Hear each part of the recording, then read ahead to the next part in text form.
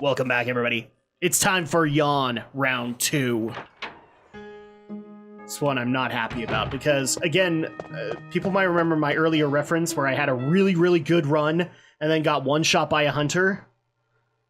I had the perfect run with Yawn Round 2. I used very little ammo to kill him. I used very little healing items to heal myself with. In fact, I think I only used one, and I brought 2. And then that one shot happened. Do you understand why I was pissed the rest of the day? I had a perfect run, people. And now you get to see the fail-tastic run that replaced it. Because frickin' continuity. But hey, key is useless now. Discard. Yay, we've used up the helmet key, Alex. Hooray, that's a free item. Another key we don't have to keep. A free inventory space. Now, I'm just curious. Do you like the whole discard option? Where after you've used it on the last door, you can choose to discard it? It seems a little redundant, really, but it is nice that it frees up inventory. I'm glad you like it, because in future games, it doesn't show up again. So, well, it's always nice, because then you feel like you haven't missed something. Yeah. It also makes you know that you finished everything. No, I'm saying, like, the later Resident Evil games will force you to keep them. Oh, wow. Yeah, so you have to go back and hit an inventory cabinet before you can get rid of them. Danger! Danger, Chris Robinson. You know what? That's the episode title right there. Danger, danger, Chris Robinson. This is the part that just frustrates me, is I had such a great run that first time around. Very few hits, very few anything went wrong. And this one, everything goes wrong. As you guys can see, I'm getting stuck on everything. Especially Yawn's tail. I'm wasting ammo. I am so sorry, everybody. You know what?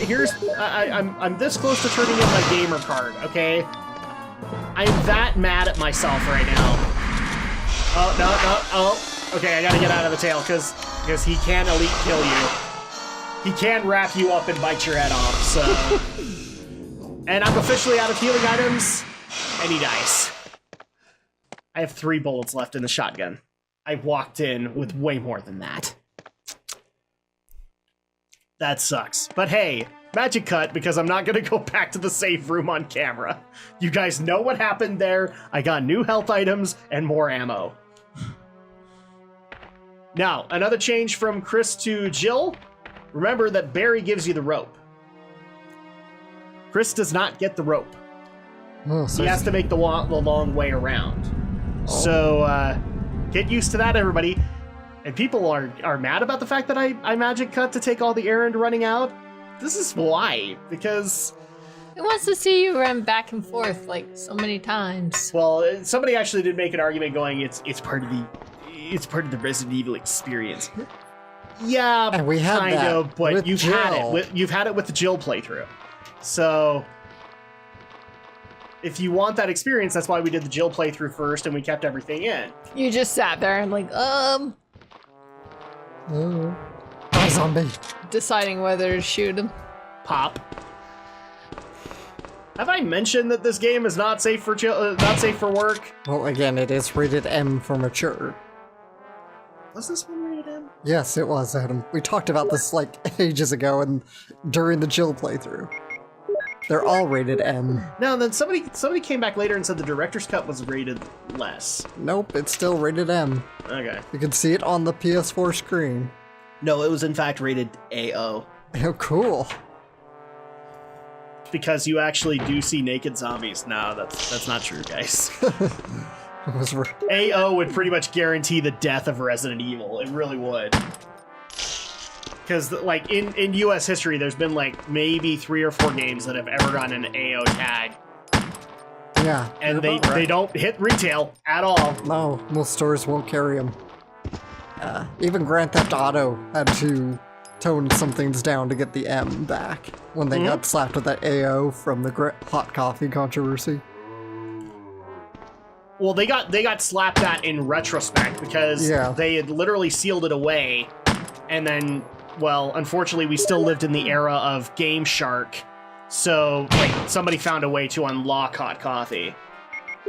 Yeah, that was a PC modder, not a Game Shark. Was it a PC mod? Yeah. It was modders who found it. No, there's a Game Shark code that you can unlock Hot Coffee in the console. Well, I'm sure there version, is, too. but it was like modders who first discovered it. Yep, so there you go. Thanks, modding community. You ruined it for everybody. Oh, it didn't hurt anything. If anything... Yes, it did, because we got to listen to Jack Thompson and Tipper Gore lecture us some more. So you know what? That hurt all our ears, Alex. And Hillary Clinton. And Hillary Clinton. Probably, well... Yeah. Bill preached to us, but then we all looked at Bill and went, really? Do you really expect us to take you seriously? It's mostly Hillary.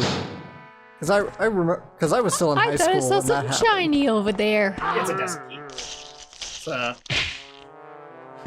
And and maybe this is just me, and this is about as political as we'll go. Was I the only person that, like, sat there and anytime Hillary wanted to lecture us, I literally looked at her and laughed. Or I looked at her and I looked at Bill and I laughed. I'm like, how about you get your own house in order before you start lecturing us? And before people just jumped on her throat, she did before the election. No, she really didn't. I'm thoroughly convinced that unless you castrate Bill, you're never gonna change Bill. And I mean, I don't know if you heard these, but I heard like the rumors of Bill was taken off the campaign trail for Hillary because, well, he hadn't gotten rid of his lecherous ways, and that annoyed the crap out of Hillary. And maybe not. I don't know. It's the world of politics. Anything goes, really. I actually, like, if let's just say for the sake of argument they're true.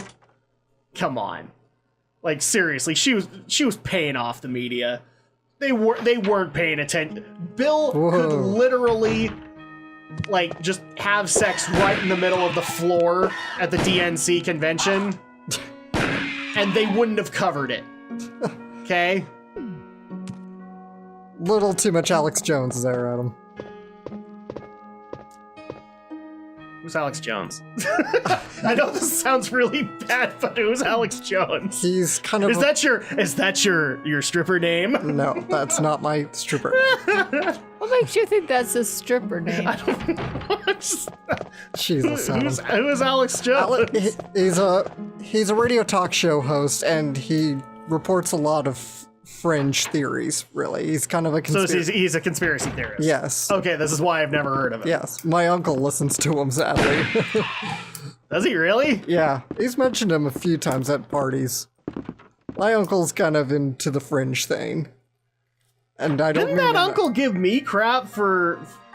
Okay, I'm just gonna point this out. Yes, I've listened to Glenn Beck, okay? Yeah. I listened to Glenn Beck, not necessarily for Glenn. One of my favorite DJs when I was growing up is his assistant, or is on his show. It's Pat Gray. Oh. I loved Pat Gray growing up.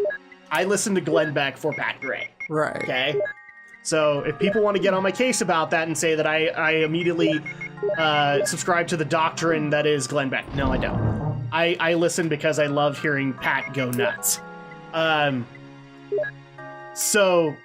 But I remember, like, didn't he give me crap because he found out that I listened to Glenn, and therefore I was a conspiracy nut because of it? I don't know. I really don't know. Okay. I think he would be more like, you listen to the mainstream media? Yeah, because our uncle's Yeah, because just that Glenn's kind of anything but. He isn't even on a channel anymore. No, he's not. He has his own network. I mean, I hate to make this joke, but I like Glenn... that one shot. See ya. Oh, hello, Gerald. Bam.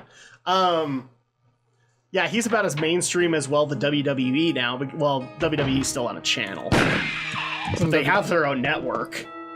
Oh, yeah, they do. Yes, which doesn't work. I have so many problems with that damn network. And I do the sad part is I do a wrestling podcast, so I kind of need that thing to work, especially when, like, a big pay-per-view's happening. I can't watch pay-per-views on the night that they're airing. It would take forever to get through 6 hours of material. Don't give me that look, Alex. It is 6 hours. Jeez, this is why. This year's WrestleMania was 8. This is why I couldn't get into wrestling as a kid when all my. But most of the pay-per-views, like most of the normal ones, are like 3. Yeah. Which is way more tolerable, way easier to do it. But then they have what's called the Big Four, which are the legacy pay-per-views: Royal Rumble, Survivor Series, WrestleMania, and SummerSlam. Those are the ones that go like 5-6 hours. Well, WrestleMania went 8. were you considering on getting interested in wrestling, Alex? No, just when I was growing up, all my close friends really loved wrestling. So Yeah, because of the Attitude Era. yeah, because it was the '90s, yo.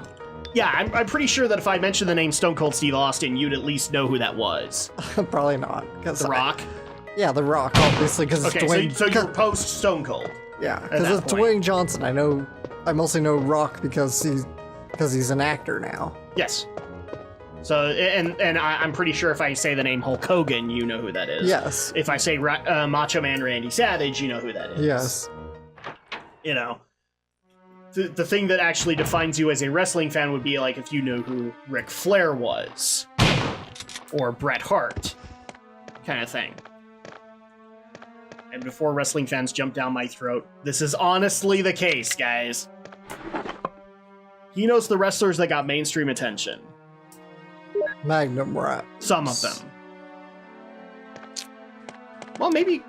Would you know who Diamond Dallas Page is? No. Really? No. You know who Karl Malone is? Karl Malone, the basketball player?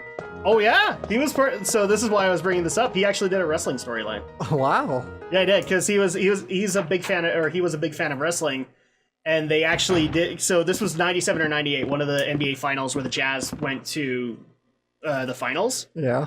And it was Malone versus Rodman, right? Mm-hmm. Well, they decided to extend that into a wrestling storyline because Hulk Hogan knew Dennis Rodman. Wow. And so at that point, Carl had reached out to... I'm boring the crap out of people and I don't care. Carl had reached out to wrestling and said, I want to do a storyline. So they put him with a guy named Diamond Dallas Page. And they did a match, I can't remember what pay-per-view, but it was Hulk Hogan and Dennis Rodman against Diamond Dallas Page and Karl Malone in a tag match. Which I think DDP and Carl won.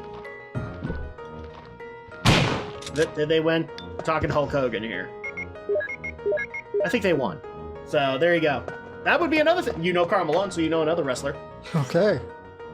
But Karl Malone's really fun to make fun of because Karl Malone gonna do what Karl Malone gonna do, and ain't nobody gonna tell Karl Malone what to do because Karl Malone gonna do what Karl Malone gonna do. What the fuck you talking about?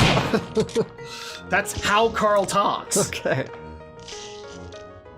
Nobody can tell me like I'm not. I watched mainstream sports at one point, guys.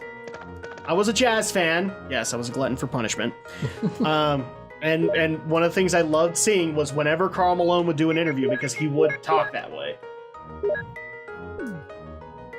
Okay, I probably better get off the wrestling talk, otherwise Andrea's gonna get mad at me. The sports. Spurts.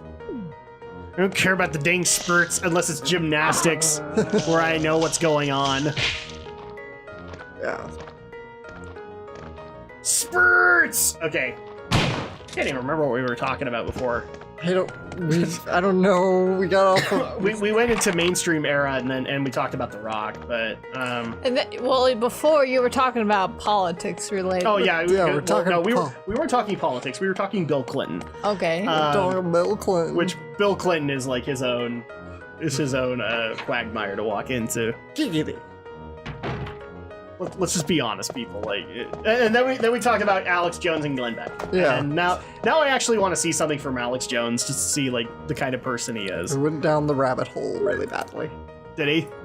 No, not him. I just said we went down the rabbit hole. Yes, we really did. And for anybody who wants to say we talked about politics, we didn't. We talked about personalities in politics. Yeah. In fact, here's how we're gonna inflame people even more. Donald Trump. Donald Trump.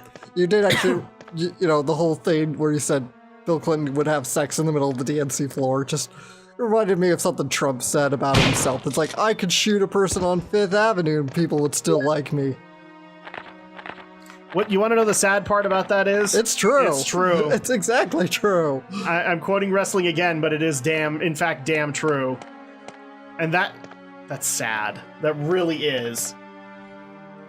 Like I've heard, I don't know if you've heard those general political sayings, but all you have to do to win like every like the West Wing quoted this perfectly, is like all I have to do is to win every demographic in the nation is insert like the Fuhrer, or insert national enemy here. All I have to do is go out to the middle of Times Square, blow that guy's brains out, then walk across the street and buy a hot dog from a small business owner. And that's how you win every demographic in the United States. Wow. And it's like, that's absolutely horrendous, but it's kind of true. Makes me sad I never watched The West Wing. The West Wing, I guess the first thing I should bring up is, have you ever watched anything from Aaron Sorkin? Yes, I have. Okay, what have you watched? Let's see. I've watched The Social Network. I've watched A Few Good Men. I've watched... Okay, Charlie so Wilson's you War. kind of get his writing style. Yes, I'm very familiar with Aaron Sorkin. And do you understand the problem of the equation when Aaron Sorkin leaves his own show and the writing isn't as great? Because, well, Aaron's not writing it. Right. The same thing kind of happens with West Wing. I love a lot of the writing of West Wing, but you can very much tell when the show dropped off, or when Aaron Sorkin left, because the show drops at that point.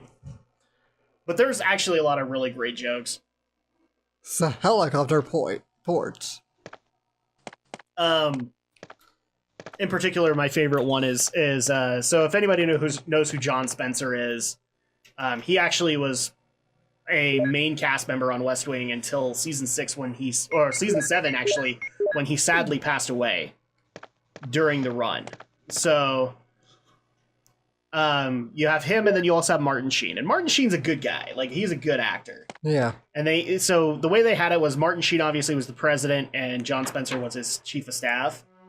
And one joke in particular that I like they did was, John Spencer's character is trying to sell a missile defense system to him, so like a way to deflect nuclear weapons. Yeah. And the president looks him in the eye and just goes, "You are the Charlie Brown of missile defense." He's like, "What does that mean?" Because again, John Spencer's like a good 20 years older than Martin Sheen. And she's like, "What's that?" And he's like, "You don't know who Charlie Brown is? I'm aware who Charlie Brown is, but I never read the comics." It's like, Leo, were you born just 55 years old with a briefcase? It's like, what? I never read the comics.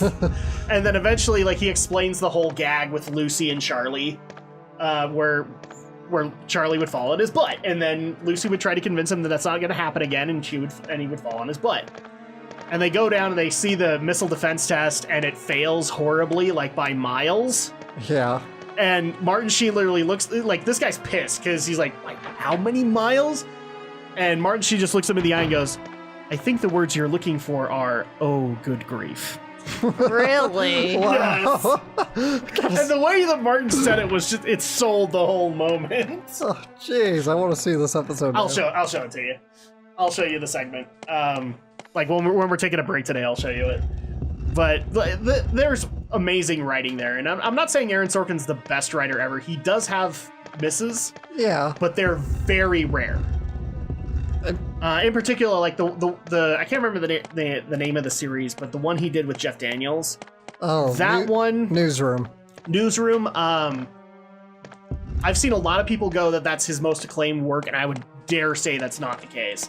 The West Wing is way better, in my opinion. A Few Good Men is way better than Newsroom, writing-wise.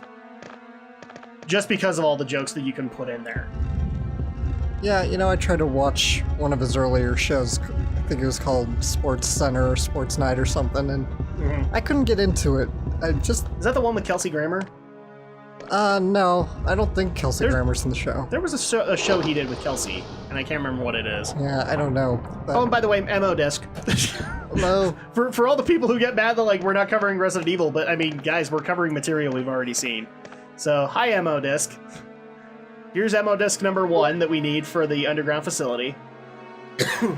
But yeah, I agree with you on that. Is like, Aaron Sorkin has good times where he's writing and bad times. And even worse is like you know when he's left the staff because the writing just falls off. In fact, one of the things that annoys me is that Lawrence O'Donnell, if you remember him from MSNBC, he became one of the later writers for West Wing. Oh. And this is why I will never watch his show, is because he actually would take credit for the stellar writing of the West Wing. Keep in mind, Lawrence O'Donnell credits, I think, came in like season 3? So he maybe was there 1 season with Aaron, maybe 2. And then things fell off. Right. And he had the gall on his show one time to just go, I'm the reason the West Wing was amazing. No, you really weren't. And I love the West Wing, don't get me wrong, but I also am pissed with the West Wing because they had a great talent like Alan Alda come on and didn't use him as much as they should have. Like he was stereotypical Republican politician. It's like, guys, you had Alan Alda. Use him. I should probably just stop this now because so many people are going to get mad at me. Like, oh no, that was great in the West Wing. I'm not saying that he wasn't bad. I'm not saying he was bad. I'm saying he was underutilized. Was he a reoccurring character or just like a one-time guest star? He was a recurring character in season 6 because he became the... I don't know if you actually ever heard this stuff, but like the last 2 seasons actually was an election. So he was the Republican candidate in that. So like they even did like a live televised debate between the 2 candidates. So it was Alan Alda as the Republican candidate and Jimmy Smits as the Democratic candidate. Right. They actually did a live debate. Wow. For it to make it as authentic as they possibly could. And yeah, so he was a recurring character in those last 2 seasons.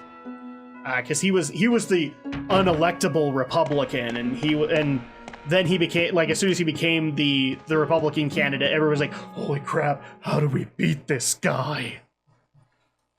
Well, since this is being read, and I'm going to be mean here for a second, this was written by Democrats. Who do you think is going to win?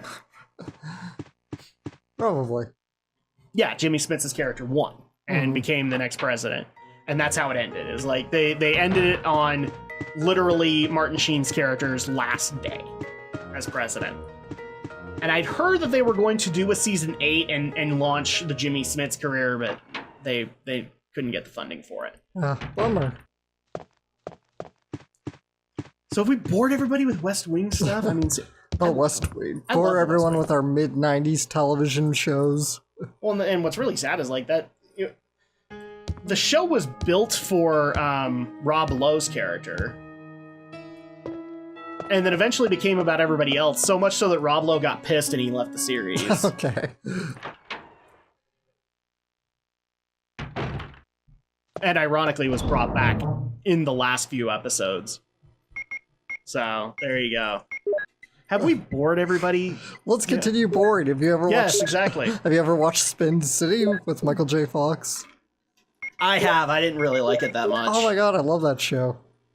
I thought Michael J. Fox was funny, but a few of the other people around him were lacking, and I was a little disappointed, which was sad for me because one of my favorite shows, like hit or miss in the episodes, was I can't remember its name off the top of my head, but it was Phil Hartman and it was in a radio station. Oh, that was like talk radio, I think. Yeah, talk radio or something like that, and the writing there was great. And there was one comedian in particular that carried over, and he was really great in that, but not in Spin City. I've ruined everybody's hopes and dreams. You have. It's including mine, because I love Spin City. Except when Charlie Sheen came on, then the show kind of declined. Wow! Charlie Sheen killed another show? Yes, he did. They just weren't giving him cheetah blood. Well, that and Heather Locklear. Those two just did not belong together. Yeah. You want to know what would have made that worse? If Denise Richards got involved. Oh, snap! Oh. That's okay, because Charlie Sheen now is high on life. He's high on life. Sure you are, Charlie. Yeah, Emilio Estevez is way more talented than you, yet gets half the work. Strangely enough, yes. I don't understand that. Probably because he was the only one confident enough to not use the Sheen name to his advantage. And I think he's the only one that has the respect of Martin anymore. I think Charlie's lost it. Yeah.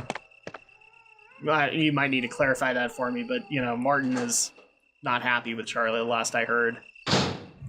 All right, and that's going to go ahead and do it for this week. So when we get back, we will head on into the third, or the underground tunnels portion of the mansion.